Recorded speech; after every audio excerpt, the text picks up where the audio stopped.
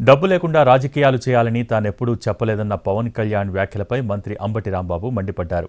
పవన్ ఇంతకాలం కాకమ్మ కబుర్లు చెప్పారని, ఇప్పుడు దిగజారుడు రాజకీయాలు చేస్తున్నారని ఆరోపించారు. ఓట్లు కొనాలని జనసేన శ్రేణులకు పవన్ లైసెన్స్ ఇచ్చారంటూ విమర్శించారు.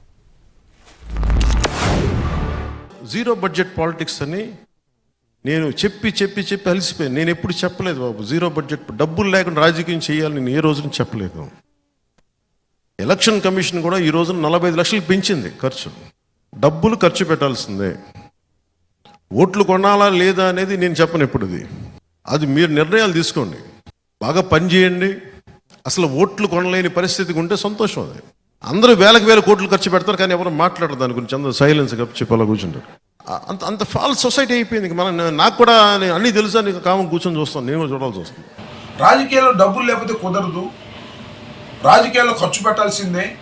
ఎంత ఖర్చు పెడతారో మీ ఇష్టం. ఓట్లు కొంటారో లేదో మీ ఇష్టం. అంటే లైసెన్స్ ఇచ్చాడు, ఓట్లు కొనుక్కోండి అనేటువంటి పద్ధతిలో మాట్లాడు. మొన్నటి దాకానేమో చెగువీరా అన్నాడు, కమ్యూనిస్టులు అన్నారు, ఓట్లు కొనకూడదు అన్నాడు, ఓట్లు ధర్మంగా వేయాలన్నాడు. ఇలాంటి కాకమ్మ కథలన్నీ చెప్పి ఇవాళ ఓట్లు కొనుక్కోవచ్చు అని తన కేడర్కి, తన నాయకులకి సందేశం పంపుతున్నాడంటే రాజకీయంగా ఎంత దిగజారుడు రాజకీయాలు చేస్తున్నాడో పవన్ కళ్యాణ్ గారు ఒక్కసారి అర్థం చేసుకోమని మనం చేస్తున్నాం.